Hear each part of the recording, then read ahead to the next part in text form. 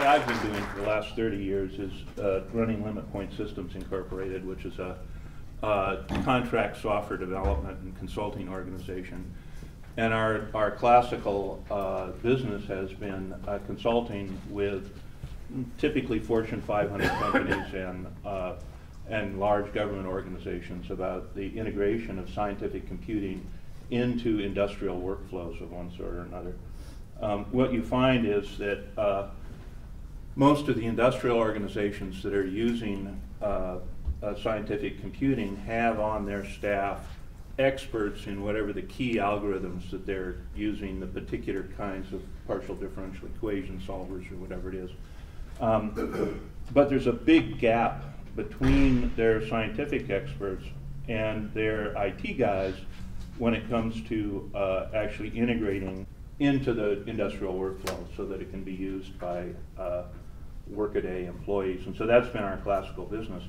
What we found over those years is that in designing these systems, it is always the data model that's at the core of the design. We've developed years ago an interest in data models and data management. And over the years, our customers here and there have funded us to do research and development into data models specifically for scientific computing. One of our big categories of customers has been the oil and gas industry, and that's what I'm here to talk to you about tonight. So here's a outline of the talk, 5 sections in it. First, we're going to talk about big data in the oil and gas industry, specifically in the exploration and production phase of oil and gas. Lots more big data in the oil and gas industry. We're going to talk about the exploration and production, sort of the front end of the business. That's going to lead us into a sort of mathematical aside about which I call field theory for data scientists. That in turn will lead us into a discussion of data models, which will lead us to discussing a particular model, the Sheaf model, and I'll finish with a brief discussion of work in progress to define a query language for it. So with that in mind, here's a sort of a cartoon summary of the oil and gas industry. Product flows from the upper left to the lower right here. There's sort of 3 main lines of business in your typical large integrated oil company. This particular cartoon comes from Shell Oil, but I'm sure they're all the same. And it starts in the upper left-hand corner where this is sorry, maybe a little hard to see, but that's a survey ship. We'll talk about the kind of data it's picking up. Then it goes to production, and then further down to transportation and refining and marketing. We're going to be, the upper left-hand corner here is called upstream in the oil industry, and the rest of it is called downstream, and we're going to be focused on the upstream end of things here. So in the upstream, there's acquired data, and then there's interpreted or modeled data. And we're first going to talk about the acquired data. There's 5 different types of data that we're going to talk about briefly. This is just a survey of sort of what's out there. There's dozens of other data types that are also used in the acquired in the front end. We can't talk about all of them, so I've picked 5, maybe the most important ones, but there's lots more. So the first one we're going to talk about is time-lapse raw seismic data. You've got a survey ship. I'm using the marine example. They also do this on land, but you've got a survey ship, and it's towing behind it a source of sound, an air gun that puts pulses of sound into the water, and a big array of microphones, hydrophones. And the sound comes from the source, bounces off the various rock layers underneath, gets reflected back up to the microphones. In each typical situation is you get 10,000 of these sensors out on an array being towed behind the ship, and that's today. They're moving now to so-called million sensor arrays. So all of this is going to increase by a factor of 100 here shortly. You take about 10,000 shots, that's 10,000 pulses of sound. You accumulate about 5,000 samples per pulse. and each sample, depending on the kind of data, the kind of sound that you're measuring, is somewhere between 4 and 12 bytes per sample. And then you repeat this a couple of times a year for production data. For a producing basin or a reservoir, you repeat this a couple of times a year over, say, 10 years or so. So this is about 10 terabytes per project, about 100 projects per year per major oil company, so about a petabyte of data per year for the raw seismic. That is then processed into what they call prestack seismic image data. There's a bunch of cleaning up. You do a bunch of signal processing to remove noise. Yeah? Quick question. When you mean the project, does that mean the site that you tend to explore? A project would be some particular survey area, some particular geological formation, some reservoir or basin that they're going to explore. So they do some signal processing to clean it up. And then they do what's called migrating the data. The data, if you like, is like a out of focus image, and they have to bring the image into focus by processing the data. In the process of this, they also convert time to position. So the original signal is a function of time, but of course what you want is not how long it took to get down into the ground and back, but how deep the particular area that it reflected off of is. So they convert, this migration process also converts time to position, and the result is a 5D array, or up to a 5D array. It depends on exactly what kind of processing you're doing. That gives reflectivity as a function of 3D position and the offset between the source and the sensor. You end up with a data set that's about the same size as the raw seismic. You then take that data and create what's called the post-stack image data. You take this data and aggregate it in some way or another over one or more of the indices that's in this big array, and you get a 2 or 3D image. On the right-hand part of the screen here, it shows a 3D image. The dark reddish, blackish areas are areas of high reflectivity where there's some interface in the subsurface there that sound is reflecting off of. This gives you reflectivity as a function of position rather than the previous variables, and it's similar to a medical ultrasound image. It's this data that gets interpreted by geologists to define subsurface structures, and we'll talk more about that in a minute. But for the moment, we're going to go on with the acquired data. Eventually, you drill a well, and you then lower sensor packages into this well and measure various properties as a function of depth. So on the right-hand side here are a bunch of squiggles that show you're measuring stuff as a function of depth. There's about 10,000 samples in a well log. There's about 1,000 individual numbers in the well log. It may be some physical property like temperature that just takes a single number, or it may be something more complicated like a borehole image that takes a bunch of numbers.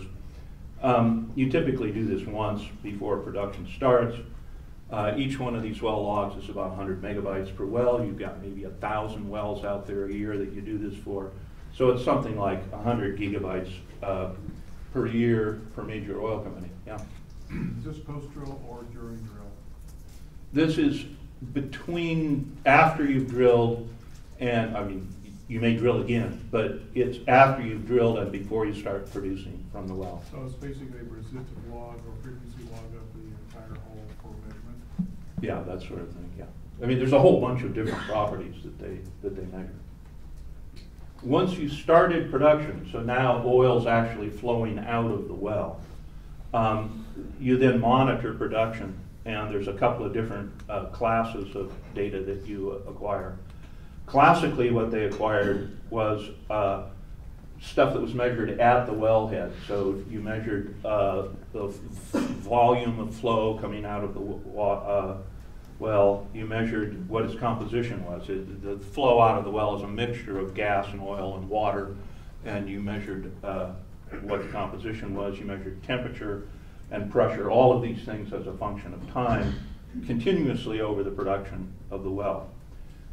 More recently, they've gone to what's called distributed sensing methods, where they put a fiber optic cable down the well, and by sending pulses down the fiber optic cable and preparing the fiber optic cable so that the shape of the signal that you get back tells you something about temperature and pressure along the length of the cable. So-called distributed sensing. There's distributed acoustic sensing and distributed temperature sensing. You don't actually have discrete sensors, you just got this fiber optic down there, but you signal process that, and it's equivalent to on the order of 1,000 discrete sensors, and you take thousands of samples per second. You do continuous monitoring. It produces 10 to 100 gigabytes of data per day per well, and all this gives you a function of time and position along the well path. And so there's a couple of examples of the kind of data they get back. Right now, yeah? So is the well straight down to? No, the wells are not straight down. They, in particular, especially in modern shale oil production, they go down some distance till they pierce a particular layer of shell, and then they do a right angle and turn horizontally into those shale formations. So the signal that you're getting is along the path of the well. So it's a function of both time and position. So how do you define production monitoring when the oil is being pumped out? I'm sorry, how do you define production monitoring? It's production monitoring in the sense that it's monitored continuously. They've got this fiber optic down the well, and they're continuously sending signals through it to monitor the temperature and pressure in particular. But they also, the acoustic sensor, this upper right one is what's called a vertic seismic profile, where they set off a sound pulse outside of the well and then measure the acoustic impact inside the well to get a seismic image that way. Follow-up question. Is the fiber optic, I assume they put it in kind of tube, right? And then they put in the well. Yeah. So is that on the inner wall of the well or the outer wall of the well? Yeah, I'm not an expert at this, but the pictures I've seen were, there's an inner tube in the well and there's an outer casing. And I believe what I saw was on the outside of the flow between it and the casing. But I'm not, I've told you more than I know now. And the pipe, does not have any branch, right? Only like one straight line. I mean, like vertical and then straight horizontal. It does not have many branches. It can have multiple branches, and it can go. Okay. They steer these things, so it doesn't just wander. It goes where they want it to go. But you'll see some pictures later where they're simulations, but they show you the well path. And in those cases, they're not doing horizontal drilling. They're spreading out, sort of optical sliding into the well. Yeah. There's a quick way to explain how do they drill such a thing? How do they drill such a thing? It goes a little bit down. It's magic. I don't know, but my understanding is the drill bit that's on the end has cutter heads on it, and they sort of cut on one side and not on the other, and it forces it that way. So it's on a flat strap and goes. Yeah. What format the data is captured is, we're actually going to talk about that. Okay. Basically, each one of these data types has some different format. It's the problem that we're going to try to get to. Right. What you're trying to find out is ultimately, it is, you're looking for oil. There is no measurement you can make that says there's oil here.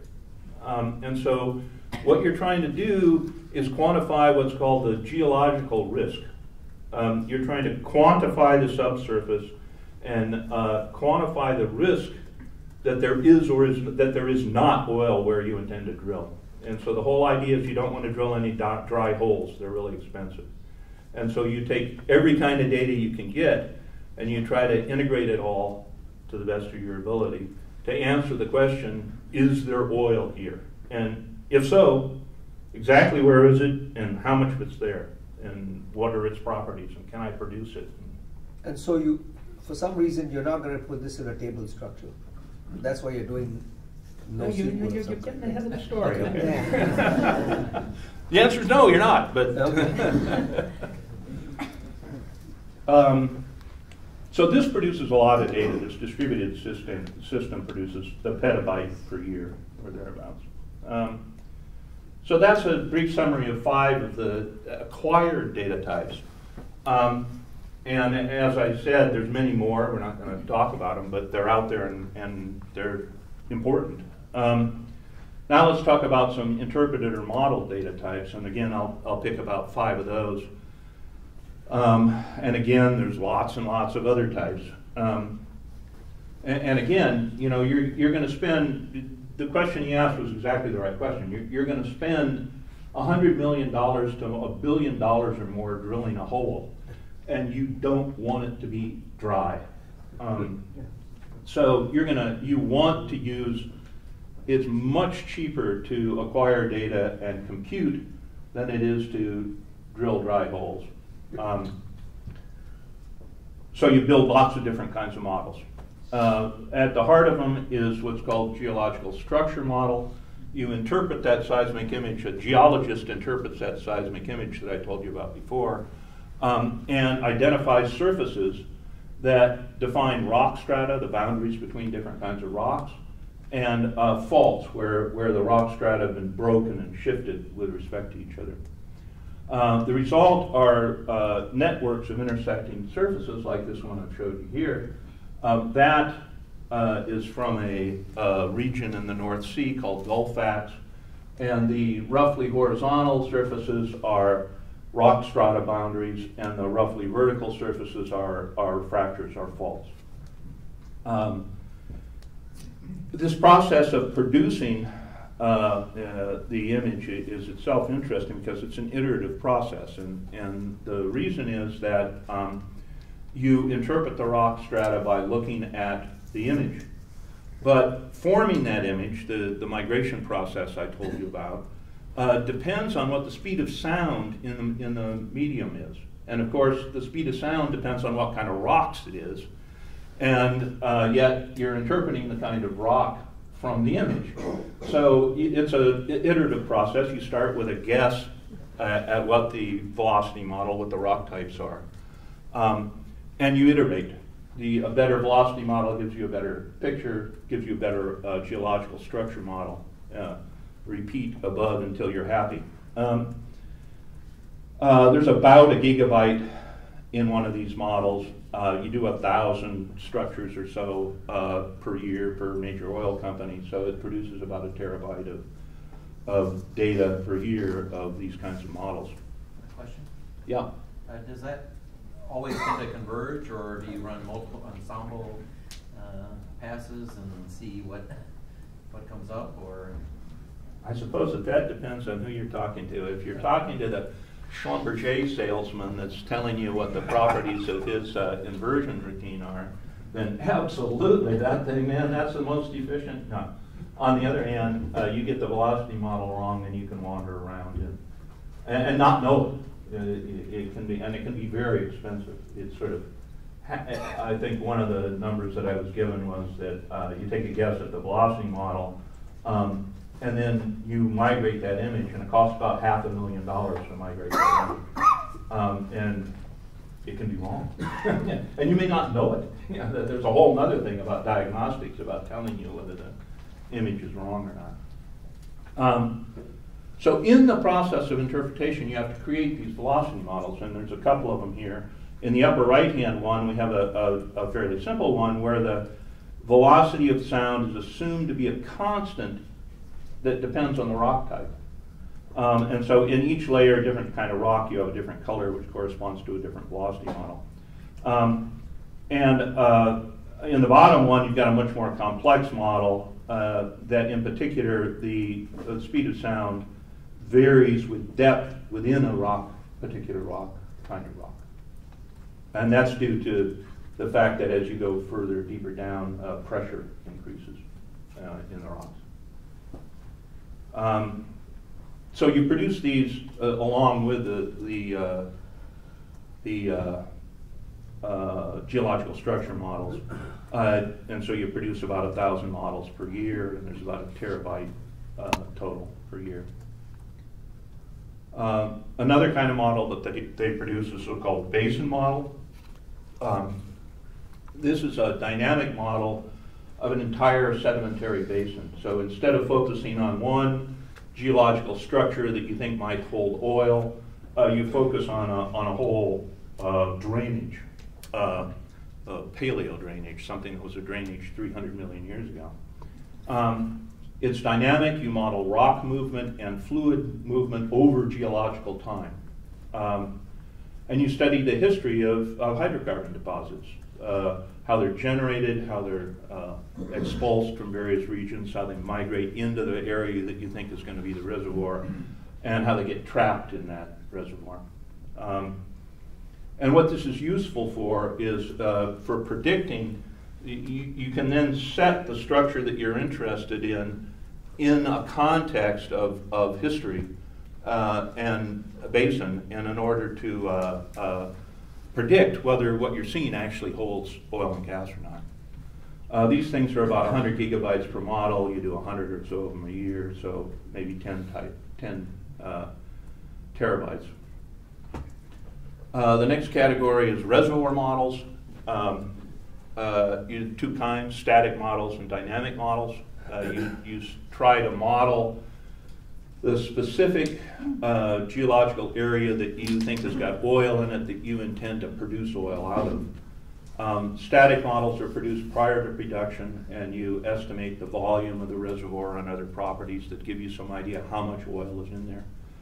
Dynamic models actually model the fluid flow while you're producing. And the fluid composition. And often in these production, this picture doesn't show it, but in production you're often pushing the oil out by injecting water or some other substance at the other end of the reservoir, and so there's actually an interface, a bubble that you're pushing through the well, through the reservoir, and you're modeling the movement in time. Question? Yeah. Is that actually showing the drill strings on that image? I'm sorry? Is that showing the projected drill strings on there? Yes, that's I was about to mention that because it answers the question somebody over here asked.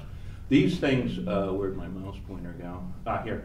These things here are well paths, and these things here are indicators of some sort of flow, or I don't actually know in this image what it is, but they're indications of predicted production on those individual well paths. This over here is a well path too, and so what's going on here is you've got a single production platform of some kind up there, and you're drilling multiple bores from that single production. And in this case, they're snaking out into a wide area. In the shale sort of production, it's as we described before, you go straight down and then do a right-hand turn, a right-angle turn into a horizontal stratum. So these models are used to guide drilling and production and to keep the wells producing, to get all or as much as you can of the oil out of it. You do this for many fields, many versions per year. For major oil companies, you produce maybe 100 terabytes of data per year. And the last one we'll talk about are the geomechanical models. You simulate mechanical stresses and strains either in the whole surface of subsurface of some extended area or within a specific reservoir. And what this model produces is stress and strain and deformation as a function of position and time. And you use it to anticipate mechanical changes around the borehole and in the reservoir in general. So these things shift with time as you pump the oil out. you get subsidence, you get strains building up, you get, bores can be sheared off and so on. You produce maybe 100 of these. The number of these you produce is actually limited by the number of specialists in this area that you've got, so you don't produce as many of them. You produce maybe 100 models per year, so 100 gigabytes of data. So here's a summary of all the data, where I've sort of organized it according to the 3 V's of big data. On the left-hand side, variety here. In the middle, the volume for a single object, and on the right-hand side, the velocity, how much total data you're producing per year, per company. There's dozens of other data types. They're all important. I'm not talking about them. So the takeaway from this is actually that it is variety rather than velocity, rather than volume or velocity that's the big driver here. Some of these data sets are pretty big by modern standards. Some of them aren't terribly large by modern standards, but there's a whole bunch of them, and you've got to make them all play together in order to answer the question, should I drill a hole here? And so here's an idea of just a partial data flow from amongst these various types, and the point of this is not that you should understand any details of where the data is flowing. It's just that you got a whole bunch of things here, and they're all connected to each other. So you've got complex interoperation between all these data types. And we're now getting back to the question he asked a minute ago, well, what format are they in and so on? And the answer is all sorts of different formats. Which brings us to the shared earth model. You want to interoperate all these data types, and a concept that's been around the oil industry for at least a decade, maybe 2 decades, is this notion of a shared earth model. It's an integrated database for evolving models of the subsurface, and you want to put all of your data types in there. You want to work at multiple scales. You want multiple interpretations and versions per object. You want uncertainty quantification for everything. You want provenance for everything. And it's all constantly evolving as different teams work on it and add more knowledge to it. It's been sort of the holy grail of exploration and production data integration for a while, but in practice, mostly the industry is still stuck at vendor proprietary islands of integration. And I can tell there's nobody from Schlumberger or Landmark here because they didn't jump up and shout me down. So this notion of a shared earth model is conceptually similar to a conventional enterprise data warehouse, which I assume this sort of audience is probably more familiar with. A shared earth model would integrate data from many different applications. The extract, transfer, load, or ETL processes are a critical component. But a major difference is that in the conventional warehouse and the ETL processing, the relational data model provides the conceptual framework for it. So it's all addressed within a single conceptual framework, namely the relational data model. And so you can talk about schema mapping and so on. In the shared earth model for E&P data, the relational data model has not proven to be particularly useful. And so the immediate question is, why not? And the answer is because most of this data is what a physicist would call field data, which brings us to the second part of the talk, field theory for data scientists. So if when I said field, you heard column in a database, that's not what we're talking about. What a physicist calls a field is something that describes some physical property as a function of position in time in some physical object. And so 3 notions there that I want to talk about: position in a physical object, physical property, and physical property as a function of position. And we'll use a simple example to introduce these. Here's my simple example. It's a schematic, really, a branched well. So it's a well that has 2 bores. It goes down in a single bore for a while, and then has a junction in it and splits into two bores. Don't take the shape of this one too seriously. This isn't really what they look like, but it's good for us. So how do we talk about position? And the answer is that we can represent position by a coordinate vector. We set up a coordinate system like x and y here. And a particular point occurs at some particular x and some particular y. And we can represent it by a vector, a column of numbers. That'll do for this talk for position.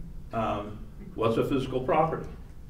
Well, the physical property types are specified by mathematical physics. We don't really get to make them up. Mathematical physics tells us what physical properties are. And for the most part, they come from a family of types that are jointly referred to as multilinear algebra. And in that family, there are scalar types and vector types and tensor types. And you can think of a scalar type as a single number, f. You can think of a vector type as a column of numbers. In this case, since my example's in 2 dimensions, it's a column of just 2 numbers. In a more realistic case, it would be 3 numbers, or even 4 if you include time. Tensor types are then a matrix of numbers where the number of rows and the number of columns in that matrix is typically equal to the number of dimensions, the number of rows in the vector. I've described these things as just numbers or columns of numbers or matrices of numbers, but they are algebraic types, and they have important algebraic operations and symmetries, and they're mathematical objects, not just columns of numbers. There's a few dozen standard types specified by mathematical physics, and there's a number of application-specific specializations of those standard types. These specializations typically incorporate some sort of approximation or symmetry assumption. Can you give us some real examples, some physical quantities that fit into Sure. those categories? Temperature is a scalar. Mm-hmm. For the purposes of this talk, density is a scalar. The primary vector is, of course, position. I just showed you that one. But another one would be velocity is a vector. So how fast you're going, which direction you're moving in. And then tensors are things like stresses and strains, because a stress, there are things that have a direction and they depend on some other direction. So you have the stress in the y direction as a function of how you're moving in the z direction.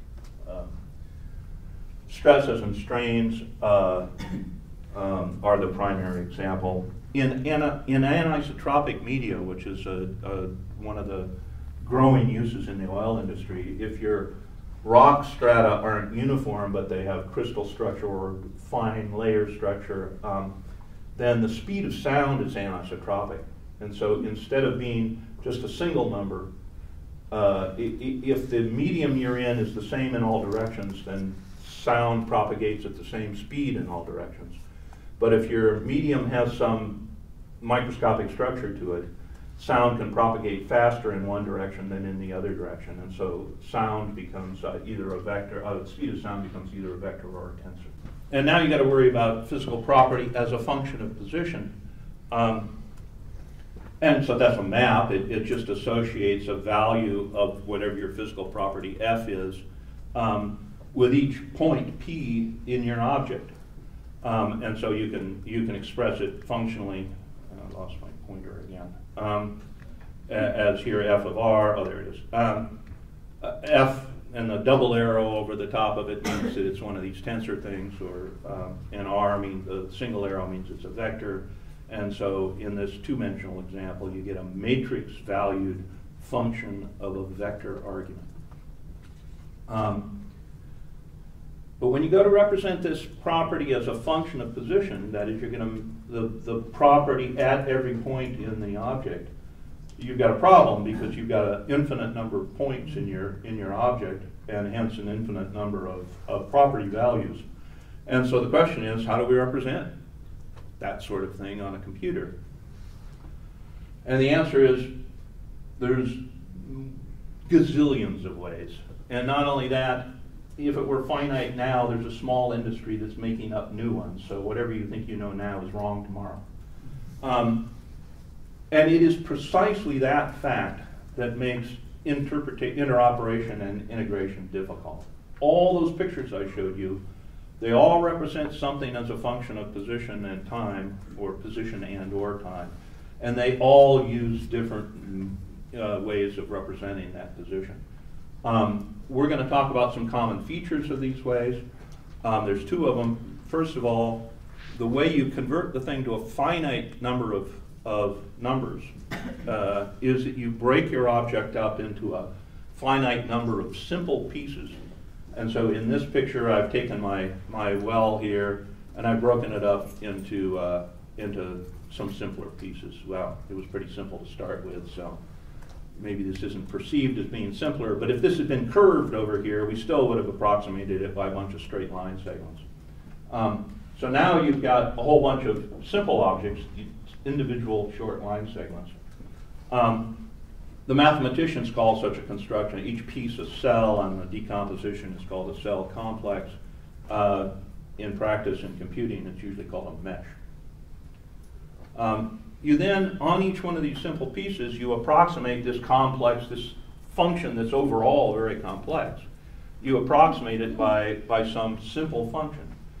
And so for each cell, you store some data, and you specify a subroutine, an evaluation method, that takes that data. You tell it what point you want to know the value of the field at, and it takes that point and it takes the stored data and computes the value of the field. And in principle, this evaluation method can be different on every cell. In practice, it's usually not, but the data tuple, the data that you store, may or may not represent anything that's directly related to the field itself. So the data tuple, you may be measuring density. It doesn't mean that the data you're storing actually is density. It's just some number that helps you compute the density at the point. And so what that data means depends entirely on the definition of that evaluation function. The data means whatever the evaluation function says it means. Now, in many cases, the data is the value of the field at some point, and so in that case, it's called an interpolation function. And here's a simple case. We've got a line segment down here that goes from this point to that point, from this vertex to that vertex. We want to know the value out at some point in the center of this segment.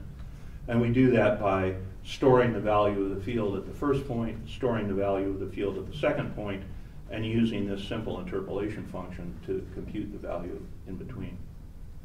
The result of this, whether it's an interpolation function and you're actually storing field values or not, the result is that the data for the entire field is an array of tuples. And so I've shown three different cases here. One scalar case where the tuple is just a single number. Vector case where, in our 2D example, it's a couple of numbers. Tensor case where it's more numbers. These tuple components, the individual components of these tuples are typically real numbers, the floats or doubles. But no need for it to be that way. It can be anything. It could be strings. Usually not. But it can be anything, and there's, as I say, an industry of folks that are thinking up clever ways to somehow save a few bytes and run a little faster, by storing variable length integers. I don't know. So that brings us, now that we know sort of how we've got this data stored, it's these arrays of tuples, we can ask ourselves, well, how do we want to use the field data? And the answer is that, once again, that's dictated by mathematical physics. These things are fields, and we want to use them as fields. And there's 5 main categories. There's topological operations. We want to take the physical object apart into multiple pieces or put it back together again. There's geometric operations. We want to change the shape of things. There's functional operations, the simplest of which is we just want to set the point of the field, set the value of the field or get the value of the field. Another quite different one that's very important for interoperation is that we've got some property that's defined on some mesh, and we want to compare it to some other property, we want to use it in some computation on a different mesh. And so we want to move this field from this mesh to that field mesh. That's a big one for interoperation. These fields support algebraic operations, that you can add them and subtract them and multiply them and divide them and diagonalize the tensors and all sorts of things. And you can do calculus, and this is very important. You can integrate, differentiate these things. Which brings us back to why isn't the relational model useful? And there's two reasons. Number one, it doesn't fit the way we want to store the field data. We can't put those arrays of tuples into a relational database as arrays of tuples. But more particularly, in the relational schema, we can't directly capture the field entity at all. We cannot define a table in which that field is a row in the table.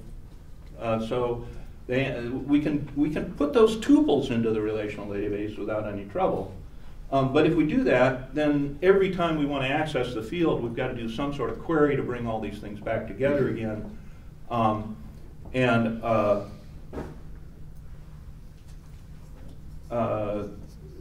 So we're working pretty hard there. Some more details, normalization. In order to put all those tuples and still know how they're connected to each other, we have to put surrogate keys in there, which means that we're taking up storage for not much benefit. And finally, I didn't talk about it, but you also have to represent the mesh itself in the data, and that can often lead to recursive queries, and representing the inclusion relationships of parts of the mesh can be inefficient. But we're in the 21st century, and so someone out there should say, but wait a minute, we're in the 21st century. We've got blob attribute types, and we've got object relational databases. Why can't we use those? The answer is you can. Feel free. And I've even seen at least one case I know of in which everybody using that technology, they actually managed to get a whole model into a relational database. You then run up against the problem that that's nice, but it doesn't fit the way we want to use the data either. So that now it's in that relational database. The database doesn't help you use it in any way. What you want to do is implement all those high-level operations I just told you about, calculus and algebra and so on. And the table operations in a relational database are too low level. They just don't help you do that. And so the bottom line of all this is that there's not really any payoff to using the relational data model. And as a result, most field data is stored in application-specific proprietary file formats. And there's a gazillion of them, which was the question you asked earlier. And for the most part, the vendors are working pretty hard to make sure that you use their file format, not anybody else's file format. But you might again say, no, this is the 21st century. There's more data models out there. There's the brave new world of noSQL, all sorts of other data models. What's the right data model for field data? Which brings us to the third part of the talk. Let's talk about data models and the data model paradigm. So according to COD and DATE and others, a data model specifies three things. And I don't mean an individual data model, an instance. I mean a category, a paradigm of data model. Data model specifies three things. It specifies some class of mathematical objects that you're going to use to describe data. It describes the operations on those objects, and you're now going to think, given the objects and the operations, you're going to try to interpret all your data as these objects using these operations. And it may also specify constraints that valid instances have to specify. And once you've got a data model, you then build tools on top of it. So you build languages and libraries and tools, and most especially a database management system, based on that data model that allows you to manipulate the data in the way that this data model says you should manipulate data. And then, only then, do you build an application on top of all that infrastructure. Lots of benefits to this. Obviously, it increases the level of abstraction for application development. It increases the capability of applications. You've invested all this money in building these tools. You can now use them more or less for free, and so you can build fancier applications.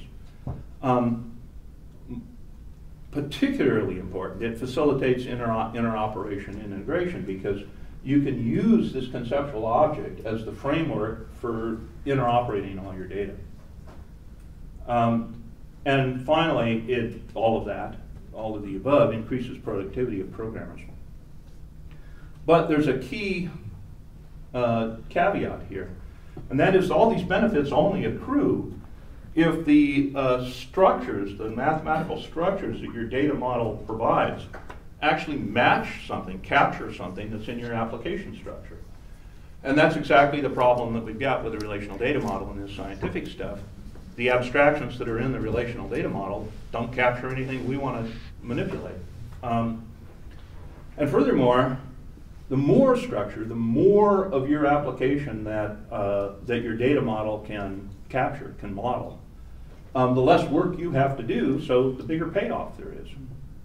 The higher you can raise the level of abstraction, the better off you are.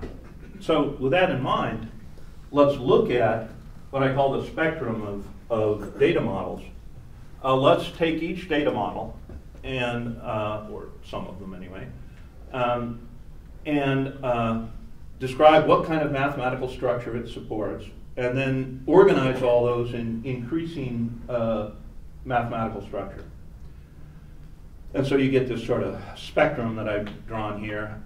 In the center of it is what the mathematical structure is. Underneath is what the data model is. So in the center of it is our relational data model. Its mathematical structure is relations with a relational algebra. And up above, I've tried to indicate sort of typical applications for it. And without a doubt, for relational data management, the application that it's aimed at is transaction processing. At the extreme left hand, we've got the key value databases. They essentially just represent sets that you can look up by something. It's a set of objects that you can look up by key. A little more complicated, we've got the JSON document databases. They essentially represent structs, and so their struct is essentially mathematically a relation. So they represent relations, but without relational algebra. Going more complicated, we have graphs. And then far to the right, we have this scientific data, which has all this additional mathematical structure.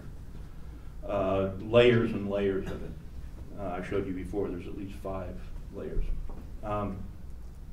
So I think you can draw two conclusions. The first of all is that the SQL data models down here have, for the most part, less mathematical structure than the relational model.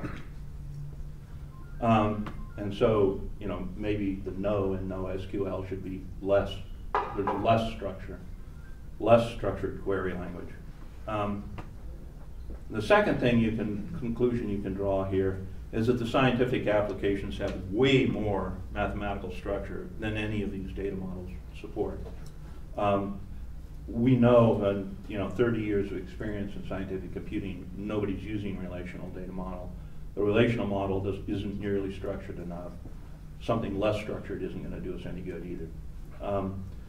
So scientific applications can't really take advantage of the noSQL stuff, and what we need instead is a much more structured query language, which, to continue the naming theme, we'll call MoSQL.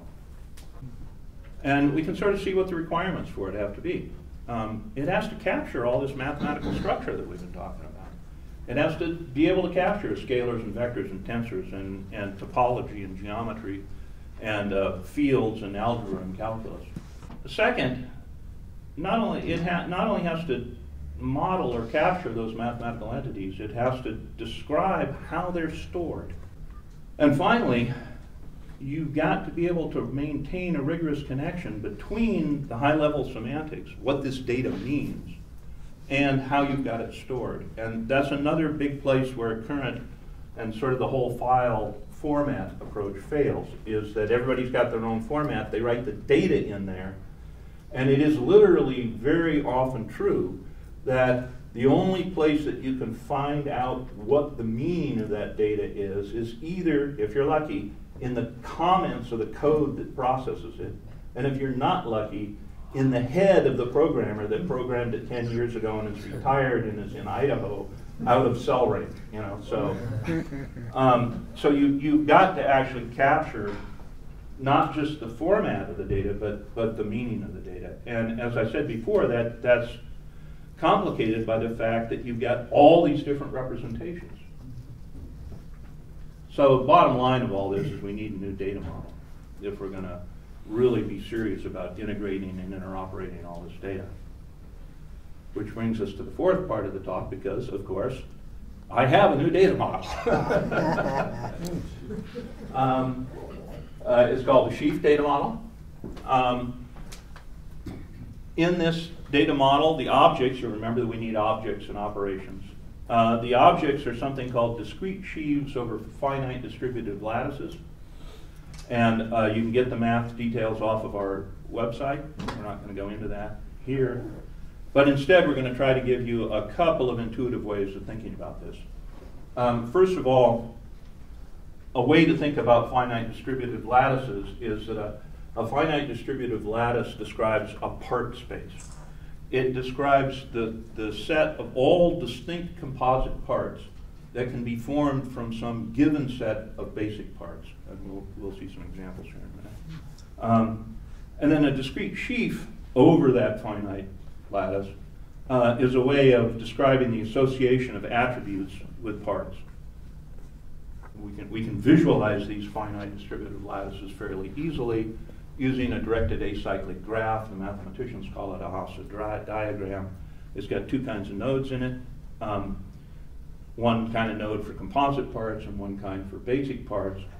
And the link represents what's called the covers relation. And covers means immediately includes. So A covers B if and only if A includes B, and there's no other part C that A includes C and C includes B. So another way to look at it is that the covers relation is the transitive reflexive reduction of the includes relationship. You then draw this graph so that if A covers B, B is lower on the page. So in this diagram, our composite parts are blue. Yeah. Is there always a single edge, so kind of part? No, it's not. In the next page, I'll show you. All I'm trying to do with this diagram here is introduce the notation. And we'll go to an example next slide. So blue is composite, and A covers B, but it does not cover C because it includes C, but does not cover it. So let's look at an example, which I think will help. So here's our well. I previously identified some parts of it, bore 1, bore 2, this junction point, this derrick floor. We also identified the lower well and the upper well, and then, of course, the whole well. And here's the graph that corresponds to it. The whole well covers the upper well and the lower well. The upper well is a basic part because it is not the sum, the union of any other basic parts. You can see there's no, it includes the derrick floor, but it is not equal to the union or sum of any of the other parts. Whereas the lower well is precisely the sum, the union of the two bores. So the lower well is a composite part. It includes the two bores. Each of the two bores includes the junction, as does the upper well. And then the upper well includes or covers the point at its top, the derrick floor. So one way to think about this is that basic parts are independent objects and composite parts are precisely the sum of their basic parts. A second useful visual metaphor is the table metaphor. Like the relational data model, there's a table metaphor for the Sheaf model. A database is a set of tables. Each table represents a type. Each row is an instance in that type.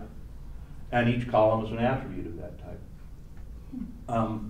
Where it differs is the rows carry a client-defined lattice order. So you don't define whether one row is less than or equal to the other by comparing the first key or something.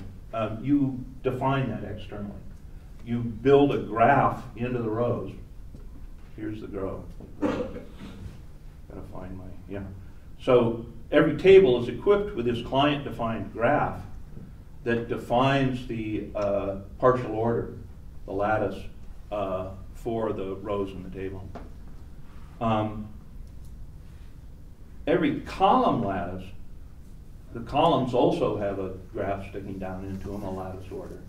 But that lattice order is defined by the row lattice of some other table. In other words, schema in this model are first-class objects. They're objects that are in the database. First of all, you can do tabular types, just like the relational data model. You do that by the row lattice being a special kind of lattice called a Boolean lattice, and if you like, in the picture on the previous page, it means that the row graph doesn't have any links in it. It's just separate objects. No inclusion relationships. So you can recapture the relational model that way. You can do physical property types, scalars, vectors, tensors. In fact, you can do any object-oriented type, including multiple inheritance. And in that case, the column lattice represents the sub-object inclusion hierarchy of the object-oriented data type hierarchy that you've got. You can do spatial types, meshes. And you can do any decomposition of space. So you can do, every mesh is a decomposition of space. You divide space up into pieces. This mechanism will represent any decomposition of space. So it will represent things that are meshes and some things that you don't normally think of as meshes. And in this case, the row lattice represents spatial inclusion. So your vertices are included in your edges are included in your triangles, so your triangles are included in the whole mesh. And finally, it can do field types, any property, any mesh, any evaluation method. And in this case, for the fields, the column lattice is the lattice tensor product. It's an algebraic construction. It's a lattice tensor product of the row lattice of the mesh and the column lattice of the property. This whole construction maintains a rigorous connection between the abstract mathematical types and their numeric representations. This decomposition graph, at the top of it you've got the abstract type, and at the bottom of it you've got every bit and byte that's stored in the database, and so it directly connects the every byte of storage to the high-level specification. All of this has been implemented. It's available open source. Sheaf system community edition. It's C++ libraries with Java and Python and C# bindings. It's available at our website, sheafsystem.org, or that ends up being a link to GitHub, so it's always also available directly from GitHub. It includes the Sheaf data model API and some layers built on top of it that are specialized for various kinds of scientific data. Yeah. So, I mean, you've solved an important problem, from a technology perspective, right? The question is, I kept hearing from you that there's a lot of proprietary model. So even if you solve the technical problem, are there business model challenges to getting this into the hands of the customer? Because if they prefer only a proprietary model. Are there business challenges associated with getting this built and adopted? Is that the kind of thing you're saying? Yeah. So are there real customers for this? Yes, there are real customers. We have a commercial contract with Shell Oil, and our first production application is in field test right now.